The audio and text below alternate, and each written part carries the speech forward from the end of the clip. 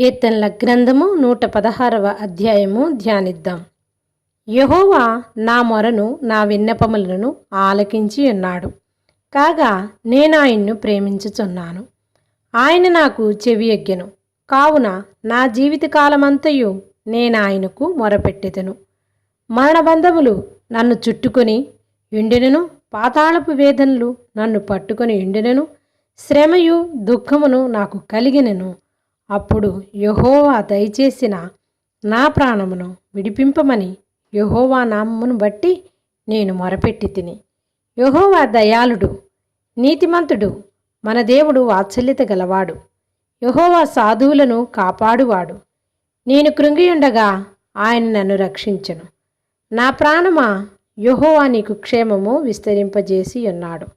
తిరిగి నీ విశ్రాంతిలో ప్రవేశింపము.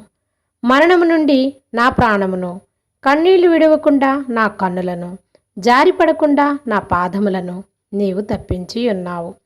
సజీవులున్న దేశములో యెహోవా సన్నిధిని నేను కాలము గడుపుదును. నేను అలాగు మాట్లాడి నమ్మిక ఇంచితిని. నేను మిగుల బాధపడిన వాడను. నేను తొందరపడిన వాడినై ఏ మనుషుడును నమ్మదగిన వాడు కాడనుకుంటిని. యెహోవా నాకు చేసిన ఉపకారములన్నిటికీ నేనాయనికేమి చెల్లింతును? రక్షణ పాత్ర చేతపుచ్చుకొని యెహోవా నామమున ప్రార్థన చేసేదను. యెహోవాకు నా మొక్కుబళ్ళు చెల్లించెదను. ఆయన ప్రజలందరి ఎదుటనే చెల్లించెదను. యెహోవా భక్తుల మరణము ఆయన దృష్టికి విలువగలది. యెహోవా, నేను నిజముగా నీ సేవకుడును, నీ సేవకుడను, నీ సేవకురాలి కుమారుడినై ఉన్నాను. నీవు నా కట్లు విప్పియున్నావు. నేను నీకు కృతజ్ఞతార్పణ అర్పించెదను.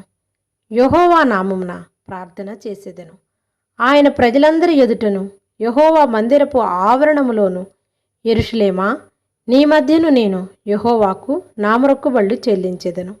యెహోవాను స్తుతించుడి. ఆమేన్.